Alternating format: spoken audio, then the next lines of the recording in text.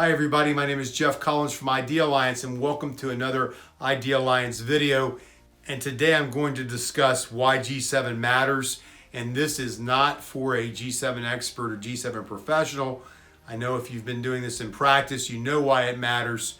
So this is for someone that may know a little bit about G7. Maybe you're in sales, maybe your company has services for G7 calibration. Maybe you're a user, a print manufacturer, creative, or a brand owner, etc. And you're trying to get your head around why this is important. And for me, it was very important because I always knew, and at least I was taught when I was an apprentice, way back over 20 years ago, I think. I want to age myself, but I was always taught that gray balance was very important in color reproduction, CMYK color reproduction, photography, as well as monitors for calibration purposes. So there was always that control point, even, up early in the supply chain when we're taking photo shoots or we're scanning in 35 millimeter transparencies, or we're using a digital camera like I mentioned before as a photographer, or I'm a designer. So gray balance is key to calibrating effectively as your eye sees it. So if I'm a photographer, I'm using something like this. I'm using a gray card or a white balance card or a card like this. This is a digital color checker. This is from Graytag Macbeth before they were acquired by X-Rite, and now X-Rite has another version of this. It's a smaller version called the color checker, and I have that as well. So that, what you just saw, this here is also used to profile digital cameras. Man, I'm going way too fast for you guys. Let me slow down a little bit. In this target, you'll see there's gray boxes or gray swatches all the way around the edges and throughout the center of this profile target.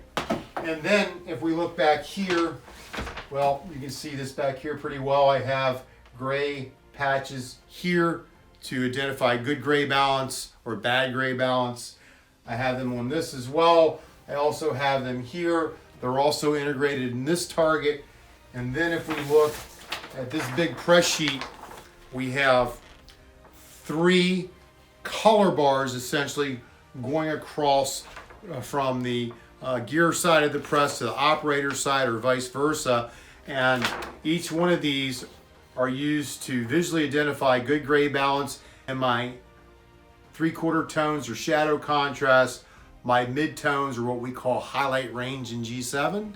And then we have our highlight contrast or just our highlights. So this is addressing gray balance in 3 key areas through the tonal range and CMYK color reproduction.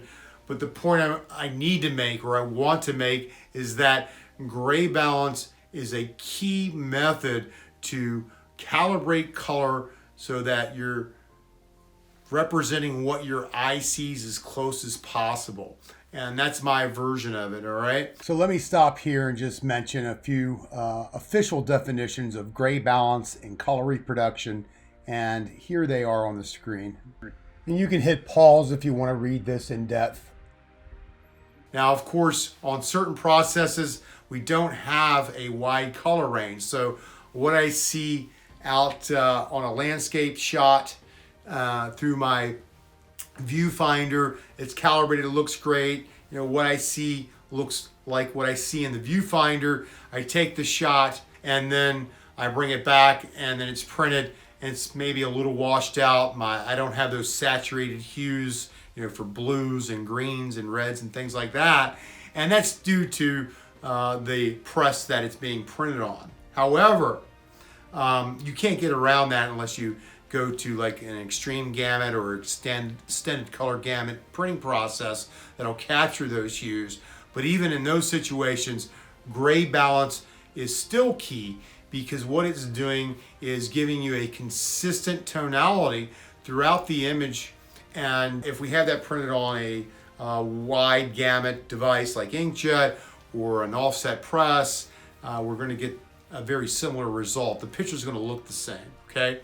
And again, it's synced all the way through. So digital camera, your monitor, and then your press. They're all calibrated, gray balanced. We have very consistent imagery production throughout the supply chain. Well, that's a wrap for this video, everyone. Thanks for watching. We hope you found it useful and we appreciate your time. Please connect to us at idealliance.org where you can find content like this video, and we hope you have a wonderful and productive day. Take care.